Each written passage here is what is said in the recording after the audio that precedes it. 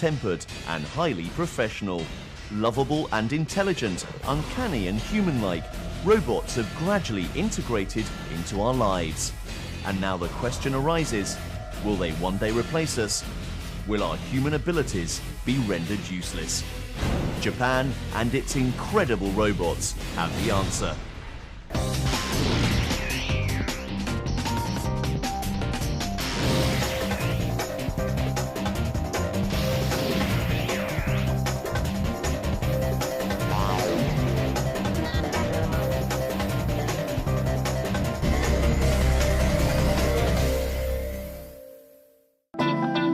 Robots, they are simultaneously both science and fiction. We are on the verge of an era where robotic devices become a ubiquitous part of our lives, and machines are given abilities to perform tasks in the physical world on our behalf. Leading the world in robotics and artificial intelligence research is Japan, a country known for its love for robots. In this futuristic city, robots have overtaken humans. They have become receptionists and guides, allowing companies to save costs and resources. Lunchtime, let's go have a meal. Osaka, the robot city of Japan.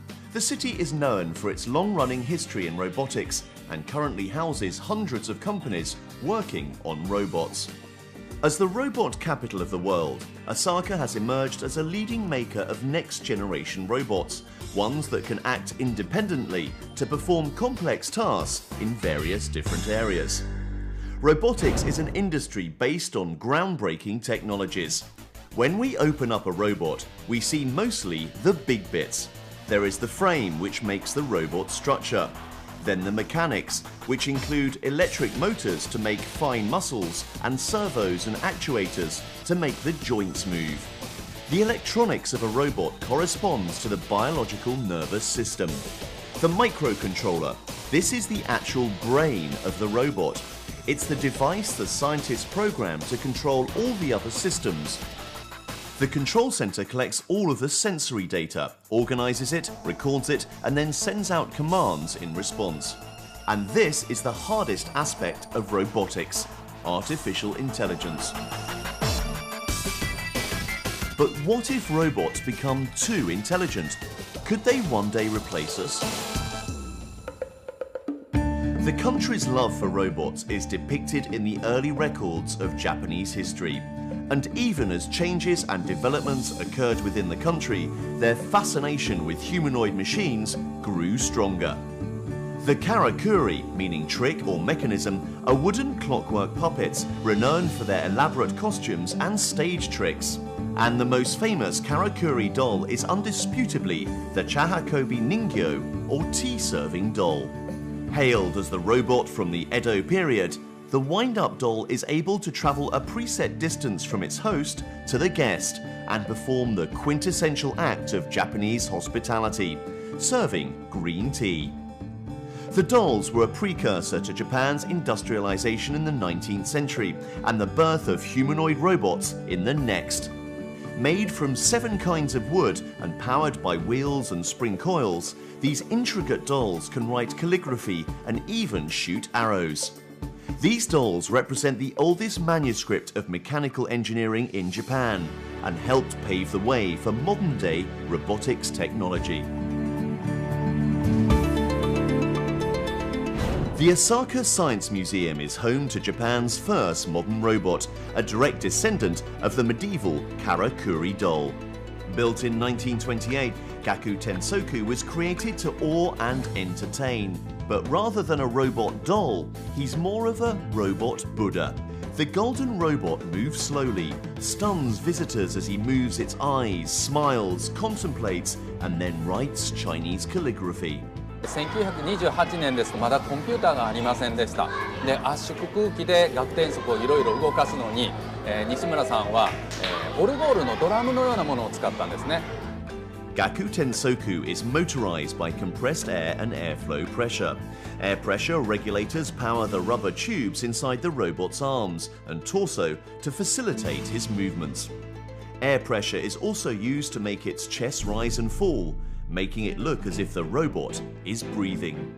Ironically, for all its intricacy, Gaku Tensoku was not built by an engineer, clockmaker or roboticist, but by a biologist turned newspaper man, Makoto Nishimura. He propagated the idea that robots should be the ideal humans. Nobody knew back then that this human-like robot would actually mark the beginning of a nation's obsession and love for machines. In order to understand why Japan is the robotic powerhouse it is today, we must understand how the country's love for these machines came about. Robots have been in Japanese culture for hundreds of years, and its people have accepted robots as part and parcel of their lifestyle. The most famous comic superhero in Japan is the Mighty Atom, also known as Astro Boy. Astro Boy is as iconic to Japan as Mickey Mouse is to the United States. Created by the manga artist Osamu Tezuka, the Mighty Atom is a story of love, sacrifice, and benevolent technology. The robot boy eventually becomes a hero who fights against evil for the better of mankind. The immense success of the Mighty Atom only amplified the Japanese love for robots. The brave and kind-hearted robot boy won his way into the hearts of millions and has since become an icon of benevolent technology. Many Japanese researchers so much affected by the Astro Boy. When I was very young, I saw the cartoon. We like to build, we like to realize this robot. To the Japanese, Astro Boy is fundamentally different from other robots because he has a human soul. He is a moral agent who has a strong sense of justice. Next up, Japanese robotics advances by leaps and bounds. Artificial intelligence turns out to be too good to be true, and robots become man's best friends.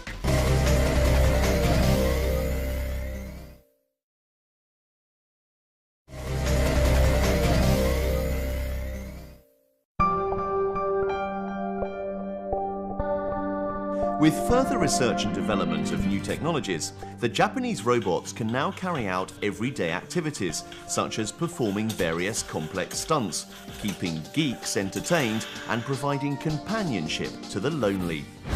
With the vision of building robots that would benefit humans and create joy, Sestek Akazawa created a desktop hobby robot toy named Plen. Plen, which is derived from the English word plain, is highly adored for its simple and sleek design. This 230mm tall hobby robot only weighs a dainty 700 grams. A true marvel of modern engineering, Plen is made up of the highest grade of servo motors, a powerful onboard microprocessor, and precision machine parts. Plen is extremely versatile. Built with 18 joints, which give it 18 degrees of movement freedom, it's able to move forward and backward, turn 180 degrees around, lift its arms and legs to breakdance, and even skateboard. With more than 20 pre-installed motions, Plen can easily be controlled by Bluetooth devices, such as a mobile phone, making it accessible and user-friendly. そのホビーロボットも、できるだけ、親しみやすくて、扱いやすい机の上で楽しめるようなロボットがいいだろう。What is the magic behind Plen? The microcontroller unit inside the robot sends and collects information for the robot, enabling it to be controlled by several devices. It also allows the robot to process and perform instructions given to it. Plen can easily be programmed to perform many tricks, especially under the hands of an expert programmer. Using the motion editor software, Plen's movements can be created simply by adjusting slide bars that represent the movement of each joint.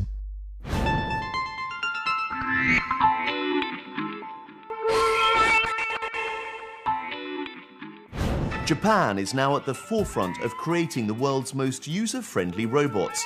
The aim is to turn machines into man's best friends, thus allowing robots to be integrated into every aspect of human lives. As Asia's most high-tech society, Japan is home to 70% of the world's robots. No other population in the world enjoys creating products and robots as much as the Japanese. robots have become more than just companions. They are also physical mechanisms that can be built, tinkered with, customized, and then enjoyed. This has fueled a do-it-yourself boom amongst Japanese hobbyists of all ages.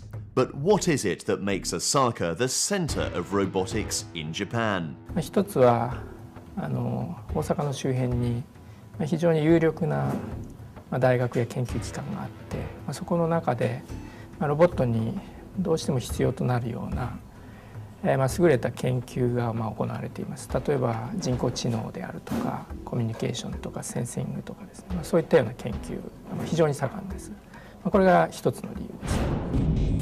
At Osaka University, a scientist has created the most human-looking robot yet, a female android named Repli Q1 Expo. She has flexible silicon for skin rather than hard plastic, and a number of sensors and motors to allow her to turn and react in a human-like manner.